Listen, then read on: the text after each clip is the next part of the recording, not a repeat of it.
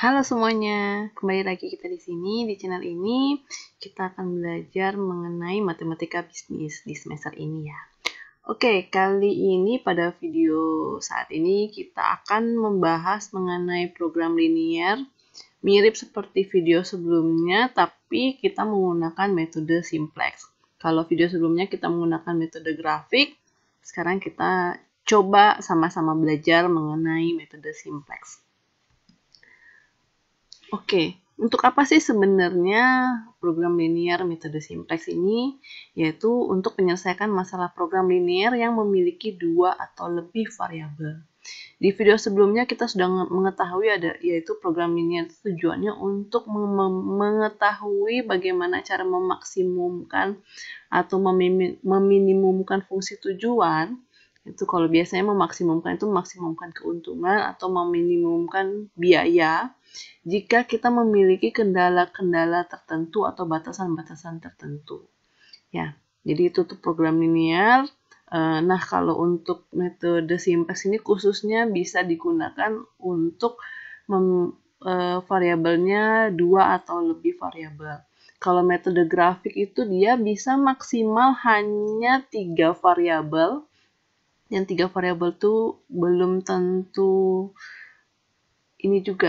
efisien juga ya. Kenapa kalau metode grafik maksimalnya 3 variabel? Ya karena kita hanya bisa menggambarkan grafik itu dalam maksimal 3 dimensi. Kalau 4 dimensi sudah susah ya, sudah tidak bisa dibayangkan lagi. Nah, sedangkan untuk metode simplex ini bisa digunakan untuk lebih dari 3 variabel. Jadi banyak variabel itu bisa. Oke, tapi kita di sini belajar dari yang sederhana dulu, mungkin dari yang 2 variabel dulu.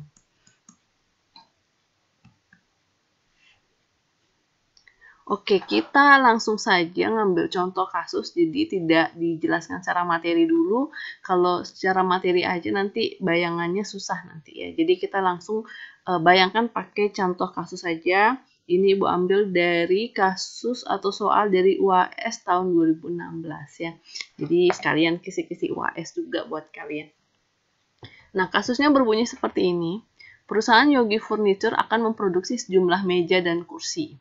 Keuntungan yang diperoleh dari 1 unit meja adalah $5, sedangkan keuntungan yang diperoleh dari 1 unit kursi adalah $2. Ini pakai satuan dolar biar nanti hitung-hitungannya nggak banyak nanti ya. Contoh aja ini. Nah, namun untuk menarik keuntungan tersebut, Yogi Furniture menghadapi kendala keterbatasan jam kerja. Jadi di sini sudah jelas ya, ini ada kendala atau batasannya. Batasannya itu berupa jam kerja. Jadi mungkin dia memiliki tenaga kerja yang terbatas ya. Jadi ya tidak mungkin tenaga kerjanya itu diforsir untuk membuat sebanyak-banyaknya barang kan nggak mungkin juga. Nanti barangnya malah tidak jadi maksimal. Oke, keterangan selanjutnya katanya untuk pembuatan 1 unit meja, dia memerlukan 4 jam kerja. Jadi ini digarisbawahi ya, pembuatan. Kemudian untuk pembuatan 1 unit kursi, dia membutuhkan 3 jam kerja. Jadi untuk buat meja dibutuhkan 4 jam kerja, untuk membuat kursi dibutuhkan 3 jam kerja. Lalu setelah dia membuat, dia ada proses selanjutnya itu pengecatan. Untuk pengecatan 1 unit meja dibutuhkan 2 jam kerja, dan untuk pengecatan 1 unit kursi dibutuhkan 1 jam kerja. Jadi ini jam kerja yang dibutuhkan untuk 1 unit meja dan juga 1 unit kursi. Nah, disinilah keterbatasannya disebutkan. Jumlah jam kerja yang tersedia untuk pembuatan meja dan kursi adalah 240 jam per minggu. Jadi totalnya kalau dia mau memproduksi meja dan kursi sekalian itu dia batasan jam kerjanya hanya 240 jam per minggu. Sedangkan untuk pengecatan adalah 100 jam per minggu. Yang ditanya adalah berapa jumlah meja dan kursi yang sebaiknya diproduksi agar keuntungan perusahaan maksimum. Gunakan metode simplex. Jadi ini sengaja dipisah menjadi 2 paragraf yang berbeda untuk bisa mengetahui yang mana fungsi tujuan, yang mana fungsi kendala atau fungsi batasan. Kalau kita lihat di sini yang bab yang paragraf kedua sudah jelas ini adalah kendalanya ya. Sedangkan yang pertama ini adalah tujuannya, yaitu dia mau memperoleh keuntungan. Ya. Tujuannya kan adalah untuk agar keuntungannya maksimum. Tapi kendalanya terpenuhi, jadi dia tidak melewati batas kendala yang ada dan keuntungannya bisa maksimum. Oke, sama seperti sebelumnya di metode grafik, kita bentuk dulu fungsi yang ada ya. Pertama fungsi kendala atau fungsi batasan. Nah, yang kita misalkan dulu adalah sebagai variabel itu adalah meja dan kursi. Kenapa? Kalau kalian bingung, coba kalian balik lagi ke pertanyaannya ya. Cari yang dimana pertanyaannya ya. Berapa jumlah meja dan kursi yang sebaiknya diproduksi? Jadi, apapun yang ditanya, maka itu adalah variabel yang ingin kita cari ya. Jadi, di sini ada meja kursi, ada pembuatan dan pengecetan. Nah, kalian jangan bingung yang mana yang menjadi X dan Y-nya. Cari di yang ditanyakan. Oke, balik lagi ke sini. Meja kita nyatakan dengan X, dan kursi kita nyatakan dengan Y. Yang menjadi kendala adalah jam kerja pembuatan dan pengecatan. Ya. Jadi di sini adalah variabelnya, ini adalah kendalanya. Nah, kita buat dalam suatu bentuk tabel untuk memudahkan saja ya, untuk memudahkan. Biar nanti nggak bingung menulis fungsi kendalanya. Bagi kalian yang belum terbiasa, Ibu sarankan buat tabelnya ini biar gampang membuat fungsi kendala. Nah, kita buat 3 kolom. Yang kolom pertama adalah produk, kolom kedua adalah pembuatan, kolom ketiga adalah jam. Nah, baris pertama adalah meja, baris kedua adalah kursi. Meja X, kursi Y. Nanti jangan terbalik ya. Nah, kita di sini lihat lagi soalnya ya. Di sini kan soalnya bilang pembuatan 1 unit meja 4 jam, pembuatan 1 unit kursi 3 jam. Berarti kita bisa mengisi kolom pertama untuk meja pembuatannya 4 jam, kursi 3 jam. Kemudian dia tersedia maksimum yaitu 240 jam per minggu. Begitu juga pengecatan. Tadi di soalnya dinyatakan pengecatan untuk meja diperlukan 2 jam dan untuk kursi itu 1 jam. Sedangkan maksimum jam kerja untuk pengecatan adalah 100 jam per minggu. Ya, di sini seperti itu ya. Jadi ini maksimumnya. Oke, kemudian, nah ini masih yang tadi, tabel yang tadi kita gunain sini. Kita buat dia fungsinya dalam bentuk notasi matematika ya. Jadi peroleh fungsi kendala, ini kita buat ke bawah ya, dengan mengalihkan ke produknya masing-masing. Jadi di sini 4X ditambah 3Y kurang dari sama dengan 240. Kenapa kurang dari sama dengan? Bukan tanda yang lainnya. Ya, karena dia tidak boleh lebih dari 240 ya kan. Maksimumnya tukangnya hanya bisa bekerja 240 jam per minggu. Jadi nggak boleh lebih, tapi kalau kurang boleh. Kalau sama dengan juga boleh ya. Yang nggak boleh adalah lebih, berarti dia kurang dari sama dengan. Begitu juga untuk pengecetan, 2X tambah 1Y. Di sini tulis Y aja ya.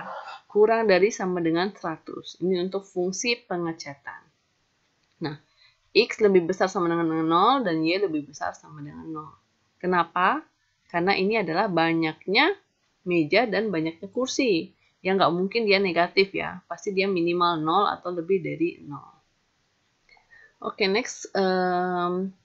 Kita buat fungsi tujuannya. Tadi di soal dinyatakan keuntungan meja $5 dan keuntungan kursi adalah $2. Sehingga fungsi tujuan memaksimumkan untung adalah set. Kita nyatakan dengan set ya. Setnya adalah keuntungannya sama dengan 5X ditambah 2Y. Nah, kemudian kita masuk ke dalam penyelesaian kasus dengan metode simplex.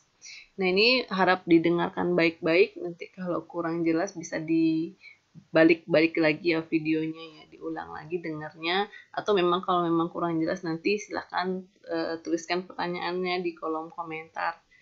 Nanti bisa kita diskusikan bersama. Oke, langkah pertama adalah kita mengubah pertidaksamaan menjadi persamaan dengan menambahkan satu variabel yang kita sebut dengan variabel select atau variabel bantu. Ya, maksudnya pertidaksamaan ini yang tadi ya, yang kurang dari sama dengan itu ya. Kita punya 3 fungsi di sini, yang fungsi kendala dan fungsi tujuan. Nah, fungsi kendalanya ini masih berupa pertidaksamaan. yaitu kurang dari sama dengan ya. Kita tambahkan sesuatu, yaitu variabel bantu. Kita tambahkan 4x tambah 3y, ini kita tambahkan sesuatu, R misalnya ya, R, agar dia pas sama dengan 240. Ya. Ini agar dia, kenapa harus seperti ini ya, agar dia kita bisa mencari nanti R-nya berapa, agar dia pas 240. Begitu juga persamaan ketidaksamaan yang kedua, 2x tambah y kurang dari sama dengan 100, kita tambahkan dengan sesuatu, tapi beda ya, jangan sama karena nanti dia harusnya nilainya bisa berbeda gitu ya. Jadi kita tambahkan s. Sebenarnya mau tambahkan huruf apapun boleh saja, sah-sah aja ya. Tapi umumnya kita tambahkan r dan s ya. Gitu. Jadi 2x tambah y tambah s itu pasti sama dengan 100. Kemudian yang fungsi tujuan kita ubah agar dia dalam satu ruas garis di kiri, ruas kanannya sama dengan 0. Sehingga kita pindahkan ke ruas kiri. Kenapa nggak setnya yang pindahkan ke ruas kanan? Ya karena nanti memang ini akan menyangkut aturan atau langkah yang kedua dari metode simplex ya. Jadi x dan y-nya kita pindahkan ke kiri, dia menjadi minus 5x min 2y plus z sama dengan 0. Di kanan tidak ada lagi. Oke, kemudian langkah kedua adalah kita membentuk suatu tabel bantu atau matriks ya.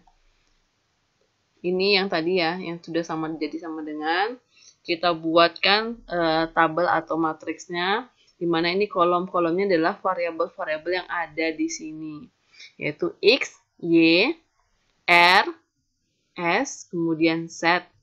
Kemudian ada hasil, itu ada yang sebelah kanan sama dengannya. Lalu ada satu kolom namanya rasio. Ini kosongin aja dulu, nanti akan kita hitung. Nah, ini per baris kita tuliskan konstantanya, itu koefisiennya ya. Jadi di sini baris pertama kan 4x tambah 3y tambah r sama dengan 240. Jadi x-nya adalah 4, y-nya adalah 3, r-nya 1, S-nya nggak ada di baris pertama, jadi kita tulis 0. Z-nya juga nggak ada di baris pertama, kita tulis 0. Kemudian hasilnya di sebelah kanan sama dengan adalah 240. Jadi kita tambah 240 sini.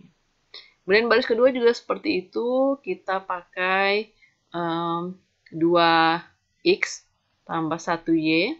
R-nya di baris kedua tidak ada, kita tulis 0. S-nya 1. Z-nya tidak ada, kita tulis 0.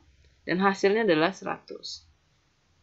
Kemudian baris terakhir adalah x-nya adalah min 5, y-nya min 2, r dan s-nya tidak ada, maka kita tulis 0. Lalu z-nya 1, hasilnya di sebelah kanan sama dengan 0. Jadi kita sudah punya satu tabel pertama. Nah, langkah ketiga A, yaitu kita menemukan pivot kolom. Ya. Pivot kolom itu adalah kolom dengan elemen baris terakhir paling negatif. Didengar baik-baik adalah pivot kolom adalah kolom dengan elemen baris terakhir paling negatif. Kita lihat, kita gambarkannya di sini ya. Tadi ini matriks atau tabel kita yang tadi ya. Kita lihat baris kolom dengan elemen baris terakhir paling negatif. Kita lihat baris terakhir sekarang, baris ketiga ini. Yang manakah yang paling negatif atau negatif paling besar? Ya jelas yang ini ya. Maka kolom ini disebut pivot kolom ya. Pivot kolom. Oke. Sepertinya kita harus sambung di video selanjutnya karena waktunya terbatas. Oke, see you di video selanjutnya. Jangan putus sampai di sini karena di sini belum selesai. Oke, bye.